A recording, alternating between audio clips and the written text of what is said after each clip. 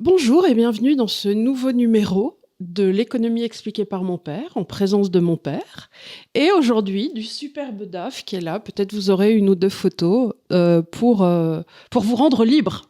Car aujourd'hui, on va essayer de faire ce petit exercice qui consiste à vous présenter le livre d'un auteur, et cet auteur, je vous le présente tout de suite, ça n'est d'autre que Charles Gave. Donc aujourd'hui, on va vous présenter, alors c'est pas la bonne couve, on l'a pas encore, on l'attend, elle devrait sortir la semaine prochaine, mais le livre de Charles intitulé « La vérité vous rendra libre ».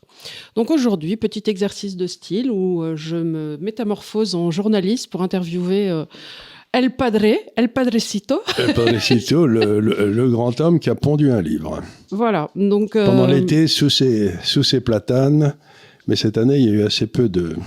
Il y a eu assez peu de Châteauneuf-du-Pape. Parce qu'il fallait perdre du poids. Voilà, donc oui, là, ça, voilà. Ma mère a dit, soit tu coupes le pain, le vin et le boursin, soit tu dois aller à la salle de gym. Donc on a choisi de couper le pain et le vin. Voilà.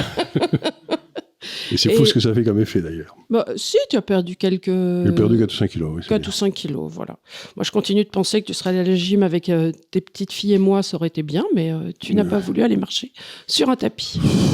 Ah oui, voilà. Comme dit... Non, mais c'est la phrase de Churchill, au bout d'un certain âge, no sports. Moi, j'ai plein de copains qui ont mon âge, qui font du vélo et tout, et qui tombent d'un seul coup foudroyés sur le bord de la route, à force de refaire du sport. Donc, voilà. Il est urgent de ne pas prendre de risques. Alors, la première chose que j'aimerais que tu expliques à nos auditeurs, et nos spectateurs donc maintenant, c'est pourquoi tu as eu envie d'écrire ce livre. Pourquoi ce livre, en définitive, aujourd'hui, maintenant, pourquoi cette reprise ? Pourquoi cette reprise ? Dans l'Institut des Libertés, je suis avec soin ce que j'ai appelé les hommes de Davos. Les petits hommes gris. Les petits hommes gris ou les anointed, les oints du Seigneur, vous savez, ceux qui ont reçu de Dieu la fonction de nous diriger, quoi. Et donc, j'écris quand ils font une ânerie particulièrement considérable, je fais un article dessus, ça me soulage, quoi.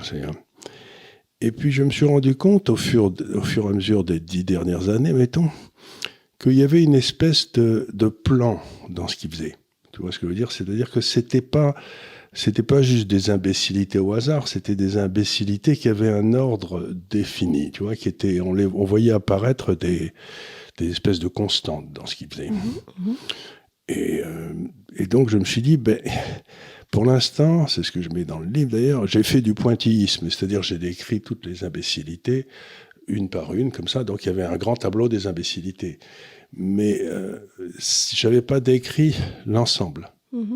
Donc il me semblait qu'il était temps d'essayer de mettre de l'ordre dans cette espèce de chaos. D'accord. Pour expliquer d'abord quel était leur projet, ensuite en quoi il était complètement antinomique avec tout ce qui était nos démocraties, et enfin pourquoi ils allaient échouer. Donc il y a 3 parties, donc qui ils sont, quels sont leurs projets, en quoi c'est antinomique avec ce qu'on aime, c'est-à-dire la liberté, et enfin pourquoi ils vont échouer de façon lamentable, et ils sont déjà en train d'échouer. Donc ça a été... Et alors la façon dont j'ai fait ça, c'est pour bien faire comprendre aux gens que c'est une espèce de réflexion qui est inscrite dans le temps, c'est-à-dire qu'au fur et à mesure, j'ai repris un certain nombre de mes articles qui ont 5, 6, 7 ans, ou 3 ans, ou 2 ans, ou ça n'a pas d'importance, 10 ans.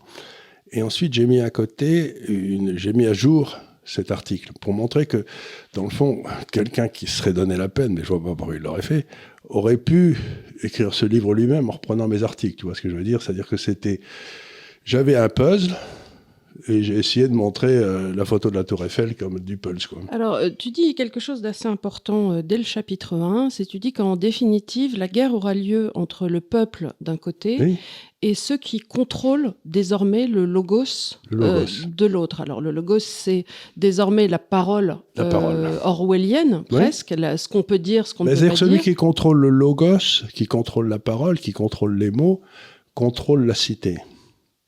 Et donc, il y a une première chose qui m'a beaucoup surprise, au début, quand ça commençait, il y a 10-15 ans, c'était qu'ils cherchaient à contrôler la façon dont nous parlions. Il y avait un certain nombre de mots que nous n'avions plus le droit de dire quand tu passais en public.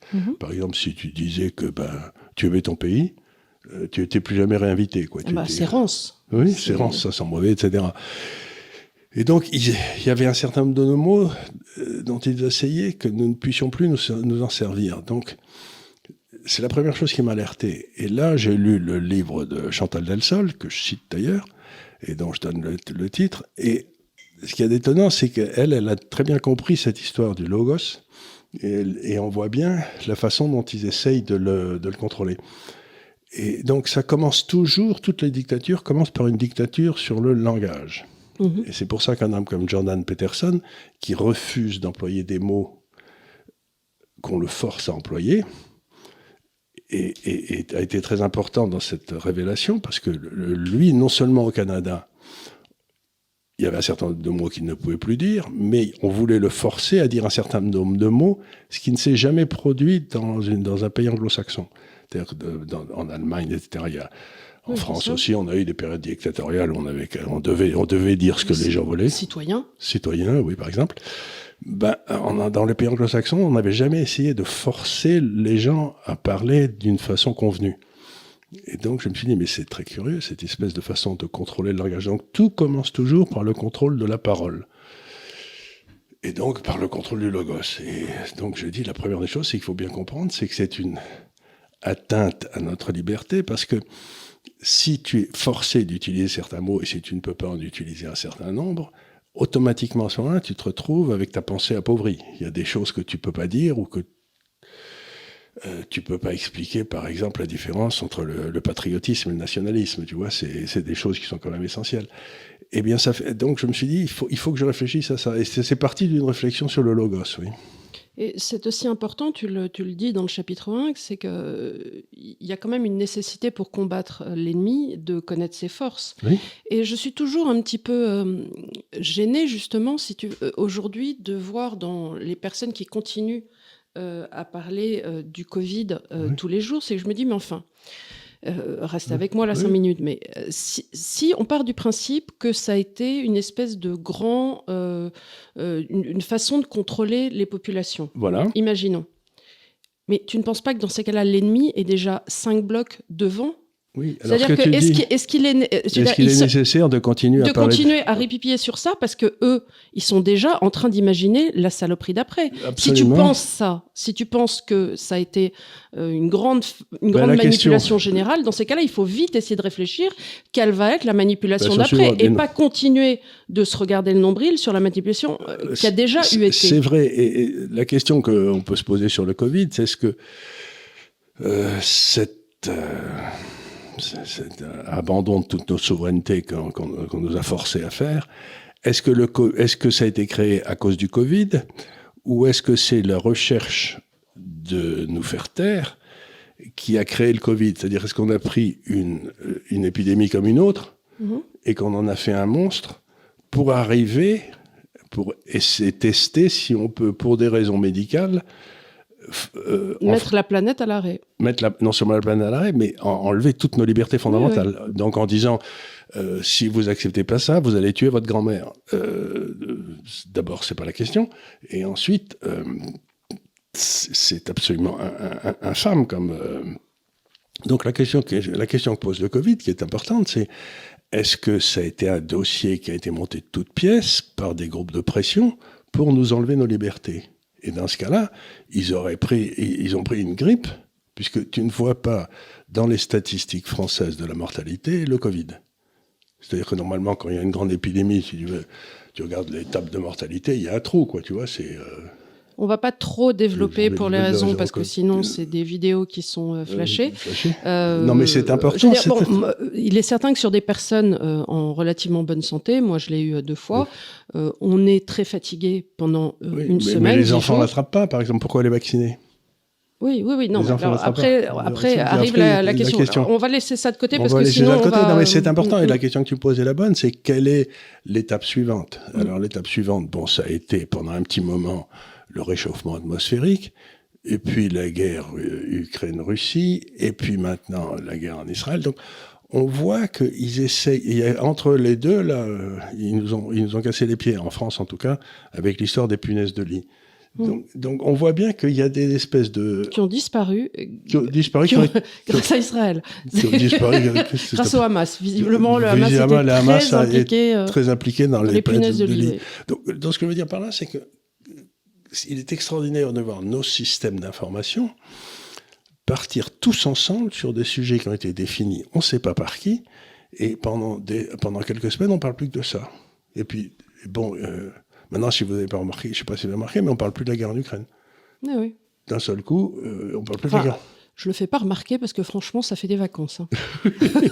Exactement. Et pour les pauvres gens là-bas, ça fait 2 ans que... le but, c'était d'abord d'essayer de faire passer le message aux gens que la première étape, c'est de nous empêcher de nous exprimer librement. C'est le fondement de toute dictature, c'est le contrôle de la parole.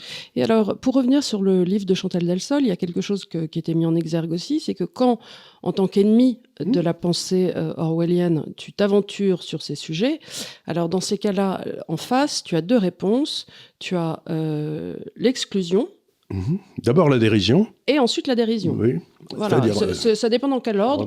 On peut... Autrefois, on vous mettait dans un camp puis on vous flinguait.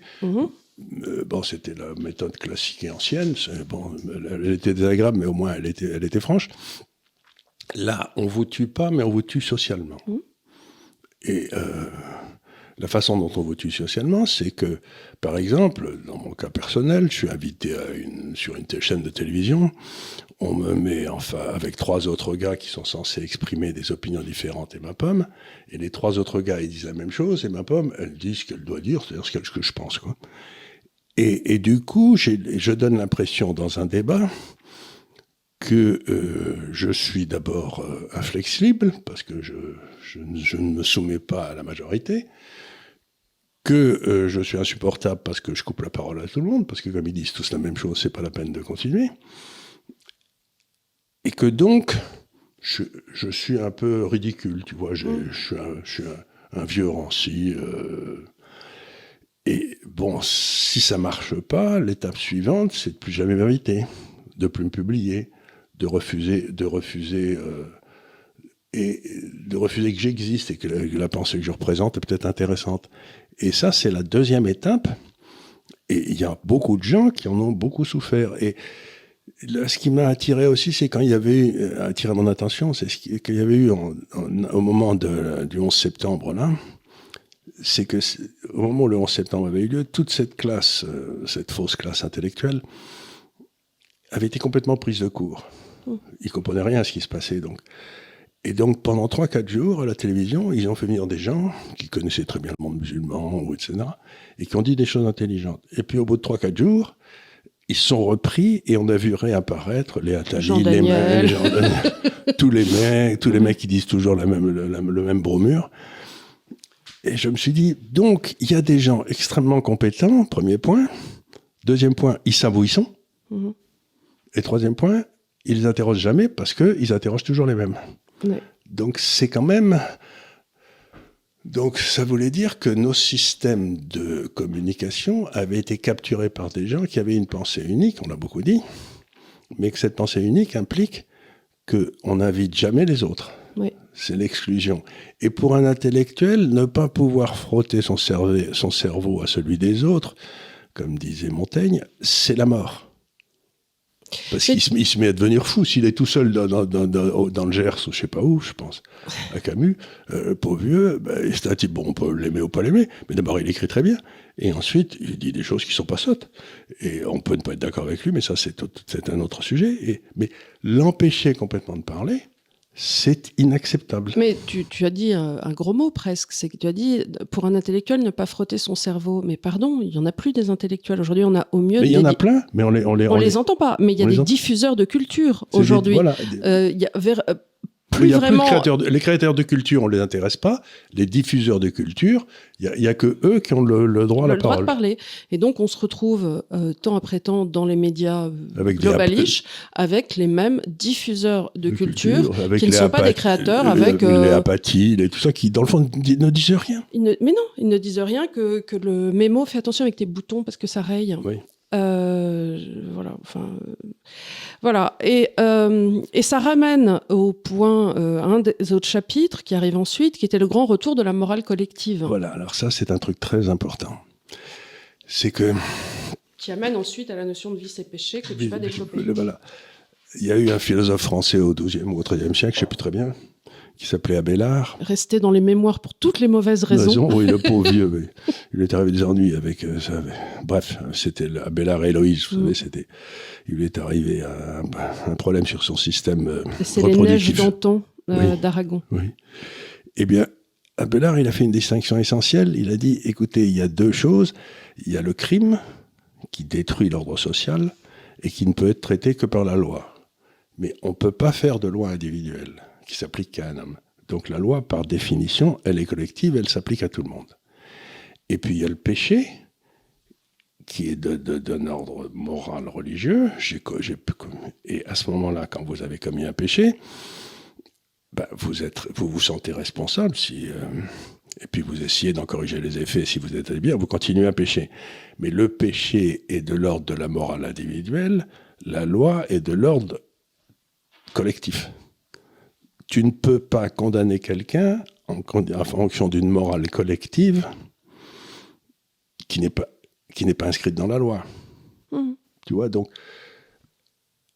ce qu'on est en train d'essayer de faire, c'est comme on ne croit plus à la loi, puisque la loi, il faut y obéir, quoi. Donc, on a créé une espèce de morale diffuse, généralisée, qui est un peu les droits de l'homme, et quiconque s'y oppose est condamné par cette classe à l'exclusion et à la dérision. Mmh. Donc, automatiquement, tu te retrouves dans un monde où tu as des espèces de curés qui condamnent les gens alors qu'il n'y a pas lieu à les condamner puisqu'ils n'ont rien fait d'illégal. Ce que j'essaie de dire toujours aux gens, c'est je leur dis, il n'est pas illégal de gagner de l'argent. Et pourtant, si tu écoutes la morale collective, les gars qui gagnent beaucoup d'argent, tout le monde leur tombe dessus. S'ils n'ont rien fait d'illégal, s'ils n'ont pas commis des crimes pour gagner leur argent, je n'ai fondamentalement rien à dire. Ce qui n'empêche pas, effectivement, les réseaux sociaux, tous les 2 jours chez LFI, de bramer sur Bernard Arnault et patati et patata. Et très curieusement, assez peu sur Drahi. Oui, très curieusement. C'est curieux, c'est parce qu'on pourrait en dire sur Drahi, lui. Mais non. Certains montages, etc. Oui. Donc, cette morale collective s'applique à géométrie variable, si tu veux. Enfin là, ça doit leur faire des vacances parce qu'effectivement, comme ils sont à fond sur le Hamas en ce moment chez LFI, au moins Bernard Arnault peut prendre des vacances parce que sinon, tous les 2 jours, ça te sauter sur Bernard Arnault. C'est vraiment donc, cette différence entre le péché et la loi. Il y a aussi quelque chose, c'est qu'on vous parle sans arrêt de fraude fiscale en France. Les grandes multinationales feraient des fraudes fiscales. Attendez une seconde. Si elles font une fraude fiscale, il faut les condamner si elles ont fait quelque chose qui est illégal. Mais si elles ont fait de l'optimisation fiscale en fonction de lois qui ont été passées, il n'y a rien à leur dire. Il n'y a strictement rien à dire. À partir du moment où c'est légal, il faut faire la différence entre ce qui est légal et ce qui est illégal. C'est exactement ce qui s'est passé pour Arnault. En réalité, ce qui s'est passé, c'est qu'il y a eu, complètement en dehors de lui, des lois qui ont été passées sur la création de fondations artistiques qui permettent de décoter ces avoirs fiscaux. Oui. Bon. Donc, il a créé une fondation, la fondation Louis Vuitton, et au travers de ça, ça lui permet d'avoir une optimisation fiscale. Mais il ne fallait pas faire ces lois. D'abord, il ne fallait pas le faire, et puis on se retrouve maintenant quand même avec une fondation qui fait des très belles expositions, qui a fait un palais magnifique, enfin je sais pas. Donc il a créé quelque part, à partir de son optimisation fiscale, des biens collectifs. Mais dans ces cas-là, il ne fallait pas faire les lois permettant voilà, si les gens ne veulent pas. Si les gens ne les veulent pas, mais dans ces cas-là, revenez aux sources du problème. Je ne vois pas en quoi se servir d'une loi d'optimisation serait illégal. Il ne fallait pas faire vos lois dans ces cas-là, les gars. Exactement. Et par exemple, on a abandonné une partie de notre souveraineté fiscale à l'Europe. Et il se trouve que beaucoup de sociétés qui font de l'optimisation fiscale ont collé leur siège social européen en Irlande. Pourquoi ? Parce que l'imposition est très basse en Irlande. Si les gens n'étaient pas d'accord là-dessus, moi, en tant qu'actionnaire d'une de ces sociétés, ou de plusieurs, je suis content qu'ils essayent de payer le moins d'impôts possible, parce que ça veut dire que mes dividendes en seront encore meilleurs, quoi. Surtout quand on voit ce que l'État français fait de nos impôts. Surtout, exactement, oui. Enfin bon. Donc après avoir résolu le problème d'Antigone qui défie Créon, Oui. L'autre question qui se pose et qui arrive ensuite est ce que représente le libéralisme et son rapport à Locke. Ouais. Alors, au début de l'année, j'ai l'impression qu'il y a des sortes de mémos qui sont passés dans les rédactions, encore une fois dans les ordres du jour. Et certaines personnes, dont Michel Onfray, ça nous a fait beaucoup de peine, sont allées dire du mal du libéralisme en disant, encore une fois, que aujourd'hui, les chimères, le développement de la GPA dans certains contextes et ainsi de suite étaient liés au développement du libéralisme. Je n'arrive pas à comprendre encore aujourd'hui comment l'on peut dire des choses aussi sottes que grenues, véritablement. Oui. Et c'était drôle parce que c'était un débat face à Laurent Alexandre et qui réussissait à nous rendre Laurent Alexandre sympathique, qui est le mec qui est un scientifique qui parle voilà, dans le poste. qui est autorisé à parler dans le poste, lui. Voilà, qui parle beaucoup d'intelligence artificielle. Donc, ce qui nous ramène sur l'intelligence artificielle, je voudrais faire une remarque importante. Mmh. Le vrai problème, c'est pas l'intelligence artificielle dans le monde, c'est la connerie généralisée, quoi. Ouais. Donc, le danger, ça n'a jamais été l'intelligence artificielle. C'est toujours été la connerie de ceux qui nous gouvernent. Donc, il ne faut pas se tromper de cible, encore une fois, quoi. Et nous, on a une école, ENARC. Oui, l'école nationale de la connerie généralisée. Et donc, pour revenir à Locke, à l'origine du libéralisme, on en a déjà parlé ici, ça renvoie en réalité à la façon qu'on a essayé d'avoir au fur et à mesure du temps pour encadrer les formes de pouvoir, les formes de... que ce soit la démocratie. Le vrai problème dans toute la science politique, il n'y en a qu'un, science politique, il y a une foutaise d'ailleurs, mais enfin, mettons de la philosophie politique, c'est vous êtes une nation, donc des gens qui veulent vivre ensemble, de cette nation émerge un État pour protéger la nation. Cet État, eh bien, vous lui confiez ce qu'on appelle le monopole de la violence légale. Mmh. C'est-à-dire qu'il peut vous mettre en prison, il peut vous couper la tête, etc. Et dès que tu as créé ce truc-là, la question essentielle, c'est comment je me protège contre le monstre que j'ai créé. Exactement. C'est ça le seul problème de la science politique, c'est qu'elle est le seul système qui permette à l'État de ne pas pouvoir martyriser. Et la seule solution qu'on ait trouvée historiquement, ça a été le libéralisme, qui a pris 3 axes. D'abord, il faut que les citoyens votent les dépenses de l'État. Ensuite, no taxation without representation. Voilà. C'est ce qui avait fait l'indépendance aux États-Unis. Le deuxième point, c'est le droit de propriété, parce que l'État ne peut pas... Et le troisième, c'est l'égalité de tous devant la loi, c'est-à-dire qu'il n'y a pas une loi pour les pauvres et une loi pour les riches. Bon. Et alors, Locke explique ça très bien. On l'a vu quand on a fait la capsule sur le droit de propriété, on a repris tout le travail. Mais ce qui a eu très intéressant, c'est que dans la réflexion de Locke sur la tolérance, il a écrit un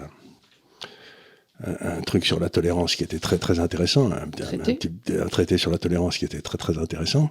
Et le traité du gouvernement civil aussi.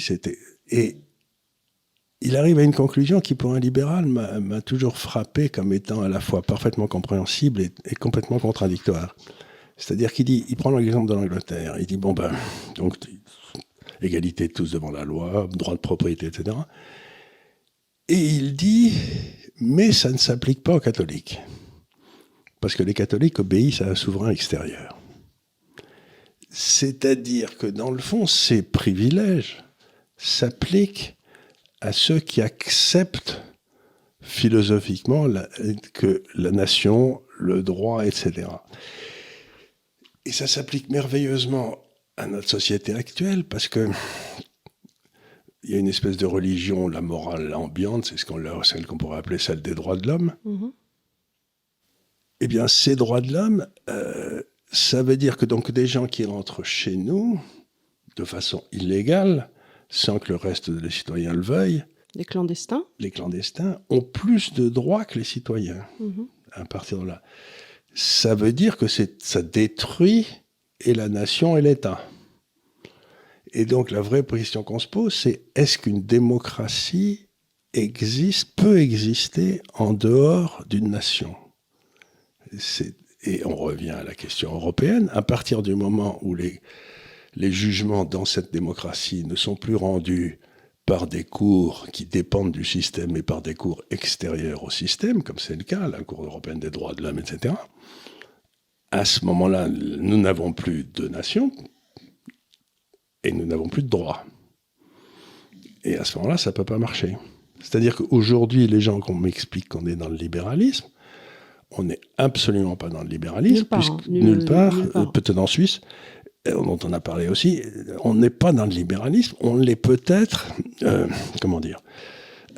on est dans le fond dans un système de technocratie matinée par un gouvernement et de plutocratie matinée par un gouvernement par des juges qui ne sont élus par personne et contrôlés par personne. Alors qu'ils devraient être indépendants. Alors qu'ils devraient être indépendants. Donc, dans une bonne démocratie, les juges seraient élus. Mmh. Parce qu'ils ne seraient pas un corps. Et dans des bonnes démocraties, il n'y a pas de code. Mmh. Il y a une jurisprudence.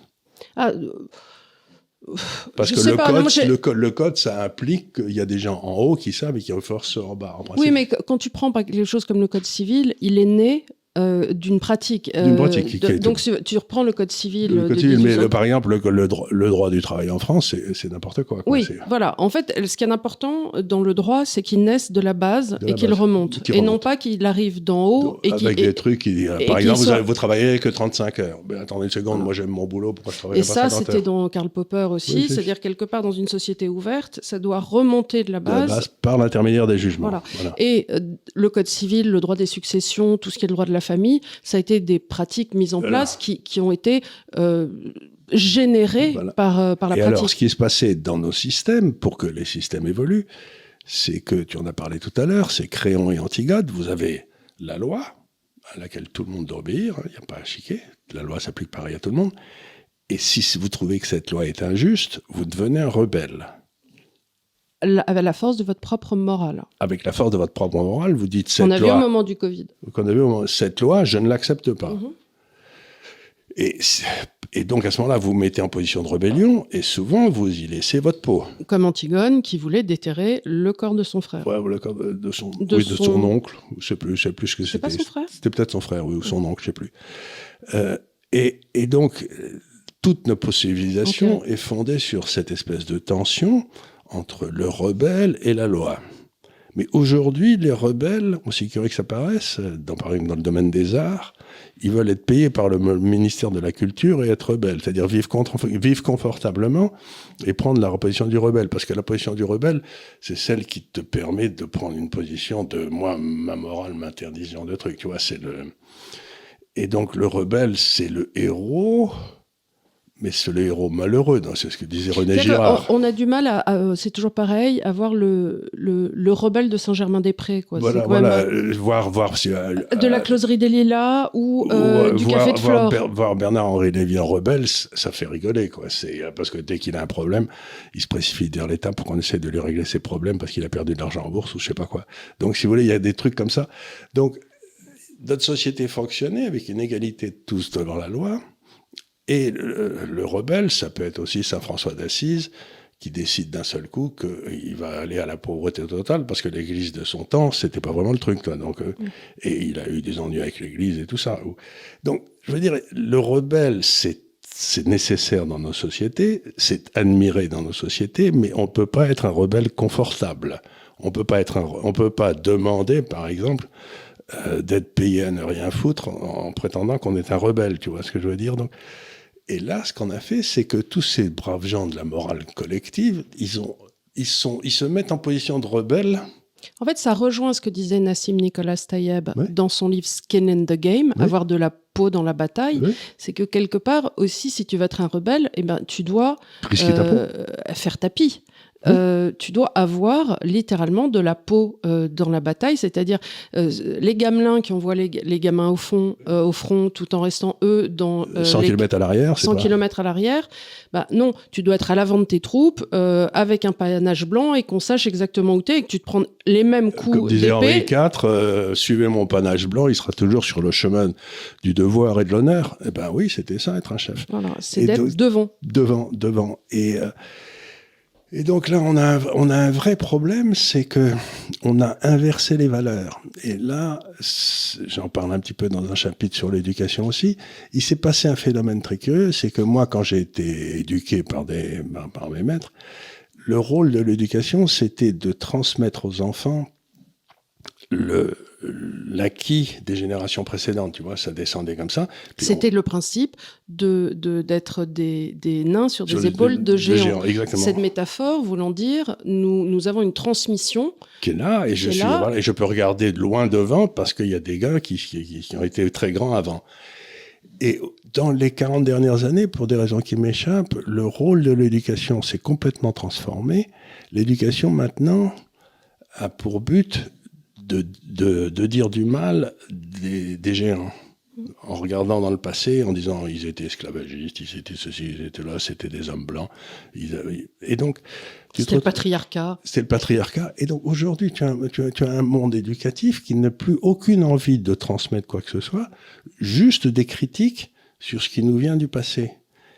Mais là aussi, ça peut pas marcher, puisqu'à ce moment-là, les gens, si tu critiques ce qui est nécessaire dans un système éducatif, il faut au moins avoir les connaissances de base pour critiquer.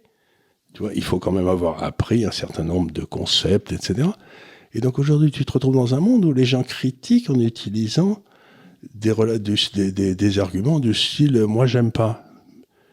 Mais moi, j'avais lu les mémoires d'un type qui s'appelait Rubinstein, qui était un peu un pianiste remarquable, qui était un peu à l'époque de Zweig, et qui racontait un peu la même histoire, ce monde de l'Europe des années 1880 à 1950, mettons. Et il donnait un concert chez une dame, et la dame vient le voir à la fin, et lui dit « Maître, vous savez quoi, je n'aime pas Beethoven ». Et le pianiste la regarde et lui dit « Mais madame, ça n'a aucune importance ». Donc des critiques faites sur le thème « Moi, j'aime pas », mais on s'en fout de ce que tu penses. C'est pas intéressant. Qui tu es pour que je sois intéressé par l'idée, vous savez, moi, après tout, la démocratie, j'aime pas. Ah, bravo. On est content, oui. Ou le fascisme, c'est mal. Oui. Mais, pardon, mais 95% des débats aujourd'hui de télévision, j'aime pas. Et toutes chaînes confondues, malheureusement, c'est littéralement ça.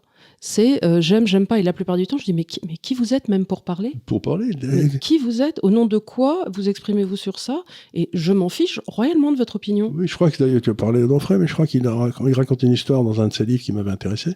Il disait donc j'ai discuté de la religion musulmane avec une Non, fille. c'était pendant que tu faisais l'entretien avec lui quand on avait les anciens, l'ancienne déco. Et oui, c'est là, il avait raconté ça. Il avait discuté avec une fille de 16 ans, etc. Et qui trouvait que la religion musulmane, c'était très bien. Et donc, il lui a posé des questions. Elle ne savait rien. Mais même topo avec Juppé. Oui. C'était sur un plateau de télévision. Juppé, comme Juppé ne sache rien sur la religion musulmane. Voilà, et elle dit, mais vous avez lu le Coran, vous avez lu les sourates, vous avez lu les... Ah non, ah bah écoutez, monsieur, il faudrait peut-être vous... Tu vois, et c'est pas grave, ça ne les empêche pas de donner leur avis. Parce que, vous comprenez, et donc, un homme comme Ellul, pour lequel j'ai la plus profonde admiration, avait fait un débat avec le recteur de la mosquée Al-Aqsa, c'était il y a des années, à Bordeaux. Pendant 3 jours. Pendant 3 jours, sur l'islam est-il compatible avec la démocratie. Et eh bien, tous les deux, Ellul, qui était un grand homme de gauche, etc., et le mosquée, il disait non, l'islam n'est pas compatible avec la démocratie. Alors, si c'est le cas, ça pose des problèmes quand même, par exemple, sur notre politique d'immigration. Donc, ce que disait Ellul, il disait on laisse rentrer tous les immigrés, sauf les musulmans. Et il faisait partie du Conseil national de la résistance. Il avait dirigé la revue Esprit. Il faisait partie du culte protestant français. Il y a l'autre qui ronfle là. On vit des moments difficiles. Donc, on se retrouve dans un monde où vous avez exactement comme pendant la révolution culturelle en Chine, le grand professeur qui procédait à un accouchement très difficile, on le vire à coups de cailloux, parce que c'était de la fausse science, n'est-ce pas ? Et la pauvre femme meurt dans des souffrances atroces parce que c'est un étudiant de première année qui n'y connaît rien, qui est chargé de faire l'accouchement. Donc, ça paraît idiot ce que je veux dire, mais dans le temps, il y avait un certain respect, même un respect certain, pour les vrais sachants, tu vois, ceux qui étaient vraiment... Et on attendait d'eux qu'ils nous apprennent. Non, maintenant, un gamin de 18 ans, il doit découvrir tout par lui-même, tu vois, quand il va à l'école, quand il va à l'école. Mais il y a des choses que tu peux pas découvrir par toi-même, quoi. C'est... Et puis tu vas quand même plus vite en apprenant des autres. Ça permet d'éviter de repartir au départ, quoi. Alors ensuite, donc, dans la deuxième partie, tu t'emploies à essayer de comprendre la destruction actuelle, Oui. donc la destruction de la France et la destruction de nos institutions. Oui. Pour ça, tu t'es penché sur plusieurs choses, la destruction de nos monnaies, oui, ça c'est fait. La destruction de notre système éducatif, oui, ça c'est, oui. La destruction de nos systèmes politiques, oui. Et la destruction, enfin... Attends, j'ai oublié, c'était quoi? Et la destruction du système industriel. Oui. Voilà, c'était ça le quatrième. C'est-à-dire qu'on se rend compte que ces gens-là ont comme... C'est toute la philosophie de Jean Monnet. Jean Monnet, c'est ce gars qui a été... Et quand on lit l'histoire de Jean Monnet, on se rend compte que c'est un homme qui, dans le fond, était persuadé que c'était de la nation, donc cette volonté de vivre ensemble, que venait tout le mal. Donc il fallait détruire les nations pour arriver à une espèce d'ordre planétaire. Et ce qui avait curieux dans le cas de Jean Monnet, c'est qu'il pensait que ça devait être dirigé par les États-Unis. Donc il était vrai. Curieux. On en a eu l'explication monétaire après de cette affaire. Donc c'était pas complètement par hasard. Et donc... Qu'est-ce qu'une nation? J'aurais pu rajouter d'ailleurs dans les destructions, la destruction de l'Église catholique, qui a été faite avec beaucoup de talent, y compris par un certain nombre de prélats, quoi. Donc, heureusement qu'il y a eu Lustiger. Mais donc tout ça, Jean-Paul II, qui était d'ailleurs très copains tous les deux. Et donc on détruit. Alors prenons par exemple la monnaie, qui est un truc auquel je suis très attaché. La façon dont l'Europe fonctionnait, c'est que vous aviez une banque centrale qui était sérieuse, c'était la Bundesbank, et qui empêchait la destruction de la monnaie avec des taux d'intérêt négatifs, avec l'inflation, etc. Et que les uns et les autres fassent des bêtises constamment. Donc quand les Américains faisaient une bêtise, les Allemands montaient leur taux d'intérêt, le dollar se pétait la gueule, il y avait une crise financière, et les Américains... On le voyait sur la balance des paiements. Et les Américains étaient obligés de s'aligner et de revenir dans la ligne droite. Donc j'ai cru longtemps que l'euro avait été créé pour essayer de créer un État européen, c'est possible, c'était un des buts. Mais en fait, le principal but de l'euro, c'était d'empêcher la Bundesbank que ces gars détruisent nos monnaies. Parce qu'il y avait une monnaie dans laquelle les gens pouvaient se réfugier. Qui était le Deutschmark pendant longtemps. Et donc, dès que ça commençait à péter, par exemple, moi, en tant que gérant, je me disais, oups, je sais pas quoi faire, je vais me mettre en Deutschmark. Parce que c'était un peu comme le fait le franc suisse aujourd'hui, quoi. Oui, voilà. Mais sauf que c'était une puissance, c'était l'Allemagne, c'était autre chose. Et puis, il y avait l'Allemagne, il y avait la Suisse, il y avait la Hollande, il y avait l'Autriche, il y avait une zone monétaire. Eux aussi, donc, l'euro a détruit le Deutschmark, et ça a permis de détruire nos monnaies et aux États de monter en poids dans l'économie de façon extraordinaire. Donc les États ont réussi à se développer de façon extraordinaire par la chute de la monnaie, ce qui évitait que les impôts soient payés. Oui. Tu vois, qu'on retrouve, donc encore une fois, on attaquait Locke, c'est-à-dire que le financement des États ne se faisait plus par les impôts, mais se faisait par la chute de la valeur de la monnaie en émettant des obligations. Et je m'en veux beaucoup, parce que quand ça a commencé, au départ, j'ai gueulé contre l'euro dès le départ, on peut pas dire le contraire, mais j'ai pas vu ce coup-là. J'ai vu ce coup-là il y a simplement 3-4 ans. Je me suis dit, merde, je l'ai pas vu. Oui, mais tu avais prédit quand même le flottement actuel des marchés obligataires. L'effondrement, il peut pas ne pas y avoir un effondrement des marchés obligataires. Et c'est quand même un marché immense, puisqu'on est à 130 000 milliards de c'est gigantesque. Voilà. Et donc aujourd'hui, j'ai commencé à voir cette semaine des fonds de pension qui prennent des bouillons pas possibles, j'imagine, parce qu'ils ont dû devoir liquider des positions. Donc ce dont on parlait, ils ont dû sortir des positions du bilan et liquider quelques obligations. Et à ce moment-là, voilà. ils prennent des pertes pas possibles. Et ils prennent des pertes pas possibles parce que Ils peuvent plus les cacher. Ils peuvent plus les cacher parce que sinon, comme on les a expliqué, si vous voulez, encore une fois, si vous détruisez la monnaie, comme quand même, qu'on le veuille ou non, la propriété, qui est le cœur du système de Locke, est exprimée dans une monnaie, la valeur de cette propriété. Si tu détruis la valeur de cette monnaie, les propriétés, ça devient difficile à... Regarde, par exemple, on me dit qu'il commence à y avoir un cassage de gueule monstrueux dans l'immobilier à Paris. Tous ces gens, en France, tous ces gens qui avaient investi tout leur argent dans l'immobilier, ils sont faits comme des rats. Comme des rats.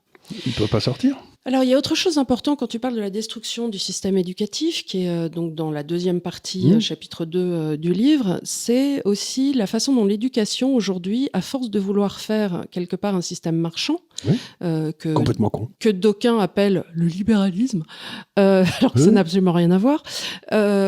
Donc, à force de vouloir se dire oui, alors on fait des écoles de commerce et ainsi de suite, on perd véritablement parce que ce que tu expliques, c'est qu'il y a deux choses dans la vie, il y a ceux qui développent et il y a ceux qui créent. Et ceux qui créent, c'est un peu, suivant la parabole d'Audiard, heureux les fêlés car ils laissent passer la lumière. Voilà, ou alors, pour reprendre Nietzsche, c'est qu'il faut avoir le chaos en soi pour pouvoir engendrer la lumière. Voilà. Et que pour pouvoir avoir ça, il faut laisser des esprits libres. Laisser les esprits libres. Et il y a des esprits qui sont des esprits conceptuels qui vous font la voix, comme je dis toujours, quand j'ai lu René Girard, j'ai eu l'impression d'un coup d'éclair dans une forêt pendant la nuit, c'est-à-dire que tu voyais rien, et puis paf, pendant une seconde, tu vois tout, tu te dis c'est incroyable, et puis la nuit retombe. Donc, il y a des esprits qui ont cette capacité d'un seul coup à te donner un coup d'éclairage comme ça, et tu vois les choses. Bon. Eh bien, ces esprits-là aujourd'hui, on ne cherche plus à les développer, on ne cherche plus à les interroger, ils ont du mal à s'exprimer, ils existent, j'imagine, ils continuent à exister, et on a été remplacé ça par des Bill Gates et des gens comme ça, et des Jeff Bezos. Et des Jeff Bezos, mais ces gars-là, si on leur dit de quoi vous avez besoin dans le système éducatif, ils vont dire j'ai besoin de gens obéissants et qui savent faire des tableurs Excel, qui savent faire tourner des tableurs Excel. C'est pour ça que dans un de mes derniers, j'ai un petit jeune qui me demandait ce qu'il devait faire. Je lui ai dit, vous cessez de faire des écoles de commerce et vous allez faire Saint-Cyr. Parce que d'abord, vous serez beaucoup plus utile, compte tenu de ce qui se passe dans le monde. Et deuxièmement, à Saint-Cyr, aussi curieux que ça paraisse, on continue à parler d'histoire, on continue à parler de philosophie, on continue à parler d'histoire militaire, on continue à parler... Donc, on est encore sur les épaules des géants. Alors qu'aujourd'hui, il y a des tas de gamins qui savent pas, par exemple, en sortant, j'imagine, d'HEC ou j'en sais rien, des meilleures écoles, qui peuvent pas vous parler intelligemment de Locke ou de Tocqueville, quoi. Ils savent pas qui c'est, de Bastia, ils savent pas qui c'est. Donc on a l'impression que l'éducation a commencé. Par contre, on peut te parler des critères ESG pendant 2 heures. 2 heures. Avec cela, on a l'impression que l'éducation a commencé avec l'invention du PC. C'est-à-dire, si tu sais faire tourner un PC, t'es éduqué. Mais non. Donc, il me semble que là, l'éducation s'est ravalée à un niveau mercantile qui n'est pas... Et ça a commencé avec les grands corps d'État, quand même. On arrive aussi à ces choses que peuvent être, par exemple, Madame Lauvergeon c'est-à-dire intellectually idiots. Enfin, en tout cas, si on doit juger à partir du résultat obtenu. Du résultat, donc, oui, c'est ça. Et ce qui est étonnant, c'est donc que ces gars qui, autrefois, faisaient les grands corps en France, il y en avait un certain nombre qui faisaient partie de ces grands esprits. Mm-hmm. Et donc, ils avaient un prestige immense. Aujourd'hui, c'est plus comme ça qu'on les sélectionne, hein. Et ils prétendent avoir gardé le prestige des anciens qui avaient une pensée autonome. Je pense par exemple à Alfred Sauvy, par exemple, qui était un type remarquable, et qui pensait par lui-même. Et donc vous avez tous ces gens-là qui se retrouvent, et je regarde ça, et je me dis, mais on ne peut pas faire une société intéressante qu'avec des marchands. Non. Tu vois ce que je veux dire, c'est que j'ai rien contre la marchandise, Dieu sait que je suis libéral, j'ai rien contre l'économie, mais encore une fois, la phrase de Rudyard, la 11e béatitude, que celle que le Christ a oubliée, c'est heureux les fêlés, parce que c'est par eux que passe la lumière. Mais pour moi, c'est une idée très forte, c'est un système qui ne permet pas aux fêlés d'exister est un système désastreux.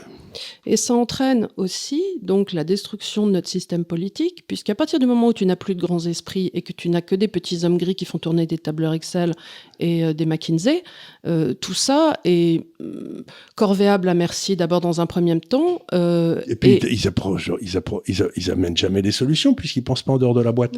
On les a créés pour qu'ils pensent dans la boîte. Ça me rappelle toujours. Donc on ne peut pas demander aux gens qui ont créé les problèmes d'arriver à trouver des solutions. Mais non, en plus, ils n'ont pas été parmi nous. Ça me rappelle l'histoire de mon père qui avait été invité il était officier. Comme tu le sais, il avait été invité à un truc de simulation nucléaire au cas où il y aurait une guerre nucléaire. Et on lui avait dit, il faut que dans chaque hélicoptère, il y ait 2 pilotes parce que s'il y a un feu nucléaire, le type va être aveuglé. Et alors mon père... le deuxième aussi non, parce qu'il aura un bandeau sur les yeux, lui. Ah, mais c'est pratique. Tu vois, donc il y en a un de deux qui aura un bandeau sur les yeux. Et mon père avait dit, mais pourquoi on met pas un bandeau sur un œil au gars comme ça, tu vois. Tout le monde avait regardé en disant que c'est ce con. Mais c'était pas idiot, quoi. C'est ça, penser en dehors de la boîte. C'est-à-dire, eux, ils pensent toujours qu'il faut 2 pilotes avec un des deux qui est masqué. Enfin, entre parenthèses, si tu prends une radiation, de toute façon, t'es grillé sur place. J'imagine. Je vois pas pourquoi tu fais des hélicoptères s'il y a eu une radiation, mais enfin, tu sais, parfois les militaires, ils sont pas comme tout le monde. Hein, Parce que, entre parenthèses, quand il y a eu en Russie... Tchernobyl, t'avais des hélicoptères qui volaient au-dessus pour balancer du sable dans la cuve. Et les pilotes devenaient pas... pourtant, il y avait de la radiation. C'est pas la radiation, c'est au moment où il y a le... Ah oui, le flash. D'accord. Le flash, parce que ça, c'est en effet très, très brillant. Donc, je dis ça comme ça, c'est qu'il faut des gars qui... Il ne faut pas faire décoller des hélicoptères, du coup. Exactement. Mais il faut des gars, si tu veux, c'est comme la ligne Maginot. Si tu veux, il y a des gars comme De Gaulle qui disent, mais ça ne marchera pas, votre truc. Et à quoi sert une place imprenable à être prise? Mais s'il n'y avait pas eu la Seconde Guerre mondiale, et s'il n'avait pas été à Londres, il aurait terminé colonel à Colombey-les-Deux-Églises, et personne n'aurait jamais entendu parler de lui, quoi. Oui. Et alors, donc on a vu la destruction de notre système politique qui est volontaire et la destruction de notre système industriel qui a été volontaire. Ça, on a fait des émissions là-dessus aussi. Voilà, sur Areva, sur Alstom, sur EDF, oui. avec... Et c'est toujours dans le même sens, c'est-à-dire une espèce de capacité extraordinaire qu'avait ce pays à créer des systèmes qui marchaient. On était dominant dans tout ce qui était industrie nucléaire il y a 40 ans. Dans le monde entier, on maîtrisait tous les aspects. Et en 40 ans, on a défait ça parce qu'il ne fallait pas que la France ait un avantage concurrentiel par rapport aux autres pays en Europe. Et alors, quelque chose d'important, encore une fois, à rappeler, c'est que ça n'a absolument rien à voir avec le libéralisme. Le démantèlement de Alstom, Areva et aujourd'hui d'EDF a été fait par des politiques européennes à partir de là-bas, de Bruxelles. La loi NOM... Avec l'assentiment de l'Allemagne qui ne demandait que ça. Surtout l'assentiment de l'Allemagne. La loi NOM nous enlève... On en a parlé d'ailleurs. On en a parlé aussi largement. Tu avais fait une émission avec Olivier Marlex il y a 2 ans, je crois. Et on se retrouve aujourd'hui, EDF s'est retrouvé donc avec une capitalisation boursière absolument désastreuse. Et surtout des engagements qu'on lui avait fait prendre qu'elle n'avait pas prises. C'est-à-dire qu'elle a été obligée. Il y a des gens qui ont sauté parce que le prix de l'électricité a monté, qu'ils ne pouvaient plus la fournir, qui étaient soi-disant des fournisseurs. Donc ils ont sauté, et le gouvernement a dit, tous les gens qui ont signé des contrats avec ces gars-là, c'est vous qui les reprenez, et au nouveau prix. C'est-à-dire qu'on a forcé EDF à prendre une perte absolument gigantesque, qui l'a foutu en faillite. Mais ceux qui avaient créé ces faux concurrents, c'était le gouvernement. Voilà. Donc le gouvernement, normalement dans un système... Il y en a en amont qui ont dû se faire pas mal de pognon. Absolument. Et qui sont partis avec. Qui sont partis avec, et on n'a pas été le chercher. Mais en fait, on se retrouve encore une fois dans un système où les politiques font une bêtise et c'est le secteur privé qui paye. Parce que si le secteur politique n'avait rien fait dans le domaine de l'énergie, EDF aujourd'hui produirait de l'électricité avec une marge de 30% ou 40%, gagnerait tellement d'argent qu'elle pourrait se financer toutes ses centrales nucléaires, des centrales nucléaires en Afrique, un programme d'exportation, et on serait les rois du monde. Et le cours d'EDF aurait dû dépasser 1000, tu vois ce que je veux dire, alors qu'il était tombé à 17 ou à 12, je ne sais plus très bien. Donc vraiment, il y a eu une destruction volontaire de ce qui faisait l'indépendance de la France, c'est-à-dire cette politique énergétique. De même, il y a une destruction volontaire de son indépendance culturelle, puisque le président de la République a dit il n'y a pas de culture française, ce qui m'avait fait sauter en l'air. Il y a eu une destruction donc du système d'éducation, il y a eu une discussion. Donc vraiment, il y a eu un plan qui a été fait pour que les systèmes intermédiaires que sont les nations disparaissent pour laisser la place à une espèce de camarilla de grands internationaux qui ne rendent des comptes à aucune nation, mais qui leur donneraient des ordres, quoi. Et tout mon livre, c'est d'essayer de comprendre comment ces gars-là ont agi au jour le jour, et la façon dont ils ont toujours agi, c'est que ils extraterritorialisent le droit. Oui. C'est-à-dire qu'à la place que le droit soit rendu par des institutions françaises en France, selon des lois votées par le Parlement, tu crées une institution comme une Cour européenne de justice, dont le droit devient supérieur à la Constitution française, et qui leur permet d'intervenir dans nos affaires sans avoir été élu par personne et sans qu'on ait aucun moyen de les virer. Donc, j'ai toujours été fasciné par l'importance du droit dans une société. Et donc, nous avons perdu le contrôle de notre droit, donc nous n'existons plus en tant que nation. Et la première des choses qu'il faut faire, c'est reprendre le contrôle de notre droit. C'est-à-dire dénoncer tous ces accords avec la Cour européenne de justice, la Cour européenne des droits de l'homme, et dire notre droit, il est voté par les Français et uniquement par les Français. Il n'y a pas de droit international qui s'applique à la France. D'ailleurs, du reste, ça a été sur ce point-là, les Anglais étant très rigoristes sur ce genre, sur leur conception du droit. C'est pour ça qu'ils ont voté Frexit. Ça a été une grande partie, c'est-à-dire se voir tout à coup à Hurlingham devoir changer la profondeur de la piscine ou enlever le plongeoir qui était là depuis l'an 1000. C'était pas possible. C'était pas possible parce que, en plus, pour l'Angleterre, ce qui est très important, c'est que ils votent leur propre loi. Et donc, d'un seul coup, ils se sont trouvés en train d'être obligés de créer des lois qui étaient votées par quelqu'un à l'extérieur. Et donc, ils avaient perdu leur souveraineté. Pour les Anglais, on rigole pas avec la souveraineté. Donc, c'est pour ça qu'ils ont voté Frexit. C'est pour ça que j'étais persuadé qu'ils allaient voter Frexit. Et qu'ils l'ont fait. Brexit. Le Brexit, pardon. Le Frexit, ce serait bien. Mais on n'a pas la même conception. Non. Et toutefois, dans le dernier chapitre, tu as un message d'espoir. C'est bien d'être optimiste. Et tu penses quand même à terme que les peuples s'en sortiraient victorieux et qu'on irait vers une défaite des technocrates. Parce et pourquoi les globalistes vont perdre. Il y a deux choses. D'abord, à cause des bêtises qui sont faites dans la monnaie, ils vont perdre leur pouvoir financier, ils vont plus pouvoir continuer à acheter les gens avec de l'argent qui n'existe pas, quoi. C'est peut-être pour ça aussi qu'ils essaient d'avoir des sortes de dictatures différentes par la peur. Par la peur. Donc, ils vont perdre la monnaie et ils sont en train de perdre l'énergie. Oui. C'est-à-dire que maintenant... en tout cas, pour nos pays. Pour nos pays, pour l'Europe. Ils ont perdu le contrôle. Donc, s'ils perdent le contrôle de l'énergie, c'est-à-dire, là, il va y avoir une baisse du niveau de vie parce que le prix de l'énergie va monter, plus ils peuvent plus continuer à acheter tout le monde, soit en vendant des choses parce qu'il n'y a plus grand-chose à vendre, soit en créant de la monnaie qui n'existe pas. À ce moment-là, ils vont perdre. Et on voit déjà cette perte de façon extraordinairement forte dans tous les pays qui sont ce qu'on appelle aujourd'hui le non-Ouest. C'est-à-dire, il y a l'Ouest, nous, l'OCDE, mettons, et puis il y a les autres, qui représentent les 3/4 de l'humanité. Les 3/4 de l'humanité, ils en ont rien à foutre de l'ESG, du réchauffement atmosphérique. Ils ont pris des mesures pour que leur monnaie soit de bonne qualité. Et il y a quelque chose d'extraordinaire qui est en train de se passer, c'est que depuis 5 ans, les obligations, il fallait avoir des obligations indiennes, chinoises, brésiliennes. Tu gagnes très bien ta vie avec les obligations françaises, anglaises, américaines, etc. Tu as perdu 25 ou 30% de ton capital. Donc, on voit très bien qu'aujourd'hui, l'épargne mondiale est en train d'aller vers ces pays qui restent autonomes, qui restent indépendants, ce qui ne veut pas dire qu'ils sont protectionnistes, qu'ils sont guerriers, etc. Ils veulent simplement qu'on les laisse bien tranquilles. Et donc, quand il y a les 3/4 de la population mondiale où se passe 90% de la croissance mondiale aujourd'hui, nous, on croit quasiment plus. Donc, et que c'est là qu'eux, ils restent libres, qu'ils restent indépendants. Si j'ose dire, si je devais dire une bêtise, je dirais que, à la limite, un pays comme la Chine est beaucoup plus capitaliste et lockeien que la France. Tu vois, les gens me disent, mais c'est pas un pays de droit. Mais je dis, vous pensez que la France est un pays de droit? Est un état de droit? Vous foutez de ma gueule, quoi.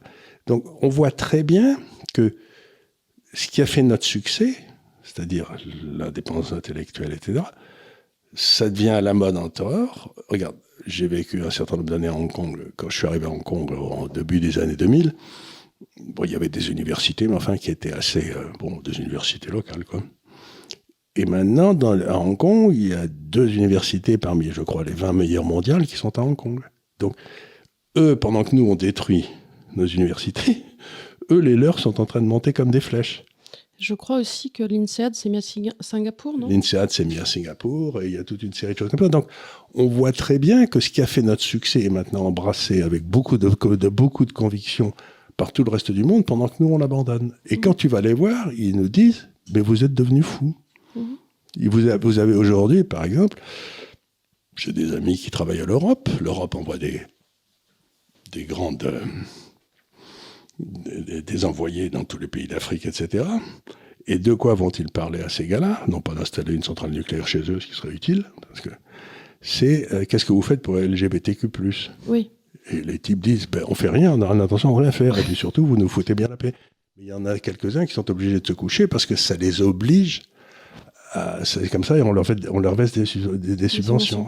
Donc, on voit qu'on a eu aujourd'hui, pour revenir à l'idée de démocratie et de république que j'ai essayé d'expliquer dans un petit truc, aujourd'hui, nos républiques sont tombées sous la coupe de minorités qui suivent des politiques hostiles à la majorité et qui essayent, aussi curieux que ça paraisse, de détruire ce qui a fait le succès de c'est-à-dire l'acceptation de la différence, mais jusqu'à un certain point. C'est-à-dire, mais si tu veux vraiment être différent, à ce moment-là, tu te mets dans la position du rebelle et tu y laisses ta peau. Ouais. Mais tu peux pas être dans la position du rebelle et être nommé professeur des écoles si tu arrives habillé de façon un peu étrange, quoi. Voilà, écoute, je pense qu'on a fait... Ah oui, ça ramène, en fait, tu finis le livre en disant que les ombres s'allongent devant toi. Ça, c'est une vieille histoire, ça. Je rajeunis pas, ma pauvre dame. Et en posant la question quand même ouverte en définitive, qu'est-ce que la liberté ? La liberté, ça, c'est une idée très forte. Et encore une fois, c'est Jean-Paul II qui a donné la meilleure définition. La liberté, c'est de pouvoir et de vouloir faire ce que l'on doit faire. Donc, vous avez 3 notions dans la liberté, le pouvoir, le vouloir et le devoir. Et, donc, il faut aujourd'hui, si vous voulez, il y a un certain nombre de choses qu'on ne peut plus faire, même si on veut les faire, et même si on doit les faire. Mais j'ai l'impression qu'il y a de moins en moins de surmoi. La notion de devoir... c'est presque d'un ancien temps. C'est d'un ancien temps, mais en même temps, c'est ce que dit Jordan Peterson tout le temps. Il dit, si on fait les choses qu'on doit faire, par exemple, quand le père de famille meurt, il y a un fils qui se met à la place et qui prend... J'en sais rien, tu vois. À ce moment-là, c'est comme ça que tu es heureux. C'est-à-dire la condition du bonheur, c'est de pouvoir et de vouloir faire ce que l'on doit faire. Donc, il faut d'abord que tu réfléchisses bien à ce que tu dois faire. Quelle est ta mission ? Dans la vie civique, aujourd'hui, j'ai l'impression que les gens n'ont plus développé de surmoi et qu'ils n'ont plus de notion de devoir. J'étais dans le train il y a 2 jours, il y avait une vieille dame, mais 80 ans plus, avec une valise qui avait du mal. J'ai regardé tout le monde en me disant, il y a bien un homme qui va lui descendre sa valise. Je lui ai descendu sa valise. Tu vois, c'est un signe de décadence, mais quand tu regardes... Et j'ai demandé à un type, il m'a dit, oui, je l'aurais bien fait, mais j'ai vraiment mal au dos. 35 ans, hein. Je lui ai dit, mais moi aussi, j'ai très mal au dos. Mais la dame a sûrement beaucoup plus mal au dos que nous. Donc, je vais répondre à ces questions de la façon, tu prends les grands leaders à l'heure actuelle, ceux dont on parle dans les journaux, tu prends Xi, en Chine. Il a un projet civilisationnel pour la Chine. Tu prends Poutine, il a un projet civilisationnel pour la Russie. Tu prends Modi, il a un projet... Donc, tous les grands leaders ont un projet civilisationnel pour leur pays, et qui est fondé, en effet, sur ces 3 principes. Et les citoyens doivent faire un certain nombre de choses, et on ne rigole pas. Eh bien, aujourd'hui, nous, en Europe, aux États-Unis, nous n'avons plus de projet civilisationnel. Non. On n'a plus. Donc, le vrai problème, c'est pour ça, c'est que les gens disent, mais pourquoi je devrais faire quelque chose, alors que je ne sais même pas... on ne me dit pas ce que je dois faire. Tu vois, il y a pas, on me donne pas d'instant. Bon, à part être gentil avec les homosexuels, bon, ça, je veux bien. Mais on l'était naturellement. Je veux dire, il n'y a pas de raison. Et donc, aujourd'hui, il n'y a plus, en effet, comme tu le soulignes très justement, de notion de devoir. Et à partir du moment où tu n'as plus de devoir, je crois que les gens sont malheureux comme des cochons. Alors, non seulement ça, mais ils se concentrent sur leurs droits. Hein. On est quand même dans un moment où... Oui, mais le droit que tu as, toi, c'est un devoir pour quelqu'un d'autre. Oui, mais bien sûr. Donc, il ne peut pas y avoir de droit. Si toi, tu t'accordes un droit, Mais ça se voit terriblement sur les réseaux sociaux. Les gens te disent oui, la liberté d'expression. Tu vois, je dis, mais la liberté d'expression, c'est pas non plus le droit d'emmerder tout le monde. Ou de dire des faussetés. Ou de dire des faussetés. En sachant que c'est faux. Oui, si tu veux. Et puis, parfois, les gens disent vous m'avez bloqué sur les réseaux sociaux, des choses comme ça. Je dis, mais vous n'avez pas un qui a droit à m'emmerder indéfiniment. J'ai, moi aussi, le droit qu'on me foute la paix dans ma journée. Tu vois, tu as tout à fait raison. Non, mais donc, cette notion, les gens, ils veulent pouvoir tout faire. Ils veulent être capables de tout faire, mais personne ne leur pose la question est-ce que vous êtes sûr que vous devez le faire? C'est toute la différence entre la liberté et la licence. Les deux premiers, tu peux faire toutes les saloperies que tu veux, mais le dernier t'empêche de faire les saloperies que c'est autrement tu ferais, quoi. Donc il y a 3 notions dans la liberté, il y en a pas 2, il y en a pas une. Voilà, bah écoutez, on vous a présenté aujourd'hui le livre de Charles qui est encore... je crois qu'il la semaine prochaine. Il sortira la semaine prochaine. Jusqu'au 3 novembre, vous pouvez faire une précommande voilà. avec un discount de 25%. C'est considérable. Et attention, pour 2 livres achetés, non seulement vous recevez 2 livres, c'est quand même formidable, mais les frais de port sont offerts. Les frais de port sont offerts. Voilà. Et je ne toucherai pas un sou de droits d'auteur, en dépit de l'immense succès que ce livre va avoir. Oui. Il y a quand même déjà 1000 précommandes, ce qui n'est pas ridicule. Qui n'est pas ridicule, mais on se retrouvera. Mais en fait, tout ira à l'Institut des Libertés pour essayer de donner une structure pérenne aux finances de ce cher institut. Déjà faire ces vidéos que vous appréciez, et puis après, moult croquettes pour le DAF. Vous n'imaginez pas s'il nous coûte cher, celui-là. Ouais, le prix des DAF a explosé, le prix des croquettes. Des croquettes sont céréales, mais tu sais, tu rigoles, mais tu regardes les fabricants de jouets animaux et ainsi de suite, ils marchent très bien en bourse. Hein. Ah, mais c'est le meilleur secteur. C'est un secteur vraiment... C'est le meilleur secteur, ça fait mieux que la technologie. Ça, et les sacs Chanel et Birkin, honnêtement, c'est le meilleur placement boursier. Non, mais ça a fait foi. Absolument. Ah oui. Donc voilà, merci beaucoup de nous avoir suivis. La semaine prochaine, peut-être qu'on vous fera un retour. Charles va être speaker dans une conférence où Jordan Peterson sera aussi conférencier. C'est un peu le contre Davos, qui est organisé à Londres par un ami. Qui s'appelle l'Arc, et j'ai la chance d'y assister aussi, en tant que simple piétaille, mais je suis quand même ravie d'y aller. Et on va entendre pendant 3 jours des gens venus du monde entier nous parler de sujets divers, comme la gouvernance, la monnaie, même le développement durable, voilà. Donc, qui est aussi un sujet de droite, malgré tout, dont on doit s'emparer.